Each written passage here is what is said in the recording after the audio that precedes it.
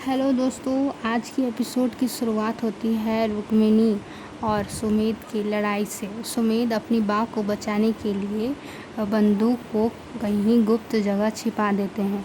रुक्मिणी ऐसा करते हुए देख लेती है और कहती है कि सुमेध, आपने बंदूक को कहाँ छिपाया? पर सुमेध कहते हैं कि अब तो मैंने बंदूक छिपा दी, अब आप बाँ को अरेस्ट कैसे करेंगी? रुक्मिणी कहती है कि ये आप गलत कर रहे हैं।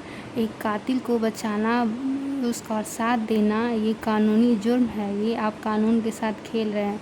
पर सुमेध कहते हैं कि मुझे कानून की नज़र में मैं क्या हूँ, उससे मुझे कोई फ़र्क नहीं पड़ता, पर मैं अपनी बाँ को अपने होते हुए उन्हें जेल नहीं जाने दे सकता। मैं एक अच्छा बेटे का फ़र्ज़ ज़रूर निभाऊंगा। आप कुछ भी कर लीजिए, पर आप बाँ को जेल नहीं दिला सकती। तभी उधर से खेसरबा आ जाती है और कहती है कि मैं अपना जुर्म कबूल करती हूँ, मुझे तुम जेल ले चलो। और रुक्मिणी बहुत ही इमोशनल हो जाती है बा को ऐसा देखकर। और सुमेध कहते हैं कि रुक्मिणी, मैं आपके सामने हाथ जोड़ता हूँ, प्लीज़ आप बा को मत ले जाइए।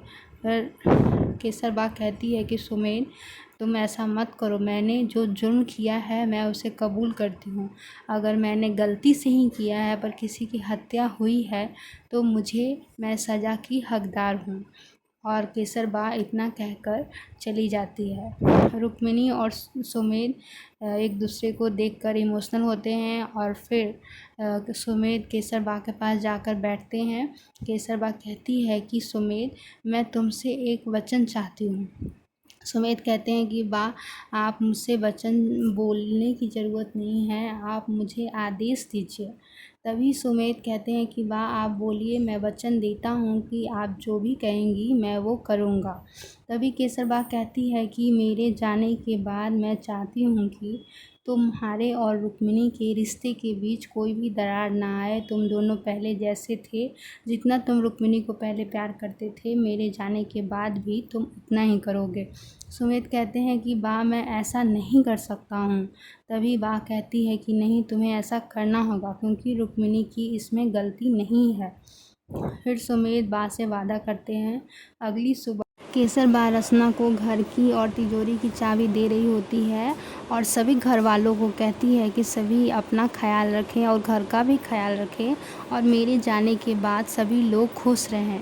सभी लोग इमोशनल हो जाते हैं और बोलते हैं कि सुमेध को शिवानी बोलने लगती है कि तुम्हारी पत्नी कैसी है कि मेरी वैभा को लेके जा रही है। मेरी वैभा ने इतना अच्छा किया उसके साथ, उसे आईपीएस ऑफिसर बनने दिया, क्या यही दिन देखने के लिए था?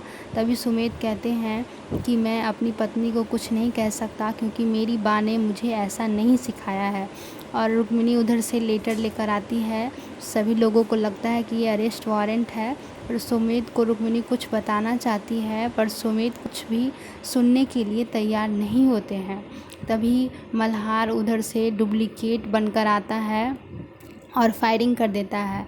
फायरिंग के दौरान सुमेध केसरबा को बचाने लगते हैं, तभी उन्हें गोली लग जाती है और वो भागने लगता है। तभी रुक्मिणी अपना रिवॉल्वर निकालकर उस पर फायरिंग कर देती है।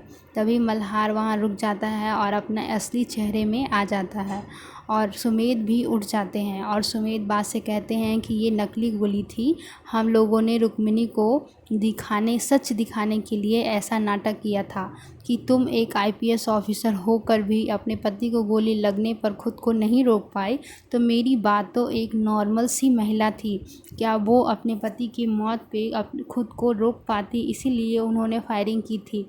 उन्होंने आपकी माँ पे फायरिंग नहीं की थी, गलती से ये हो गया था। तभी रुक्मिणी को सबको समझ में आता है और फिर मल्हार को अपने सीनियर का कॉल आता है कि रुक्मिणी ने अपना केस कल ही वापस ले लिया था। मल्हार और घर वाले ये सब जानकर बहुत ही खुश होते हैं और रुक्मिणी कहती है कि मैंने एक माँ तो खो दिया, पर मैं अब दूसरी माँ को नहीं खोना चाहती, इसीलिए मैंने ये केस वापस ले लिया। तभी सब कहते हैं कि पर तुम बा को कहाँ लेकर जा रही थी? रुक्मिणी कहती है कि मैं अपनी माँ को अपने माँ के समाधि के पास लेके जा रही थी ताकि मैं अपने माँ को सुकून दिला सकूं कि मेरी माँ जैसी ही मेरी एक और माँ मेरे पास है और मेरी माँ को ऐसा सुनकर उन्हें अच्छा लगेगा। तभी सभी लोग बोलने लगते हैं कि कभी होली कभी दिवाली, सभी द्वारिकाधीश की आँख मिचोली। ये बोलते ही इस शो का हैप्पी एंडिंग हो जाता है और ये शो हमेशा के लिए आज के लास्ट एपिसोड के साथ बंद हो रहा है। इतनी अच्छी शो होने के बावजूद ये शो क्यों बंद हो रहा है मुझे तो नहीं पता, पर दर्शकों का प्यार नहीं मिलने की वजह से इस शो को बंद किया जा रहा है। ये थी हमारी आज की last update and full episode update, जो आज के बाद मैं आपको उड़ने की आशा की अपडेट दूंगी।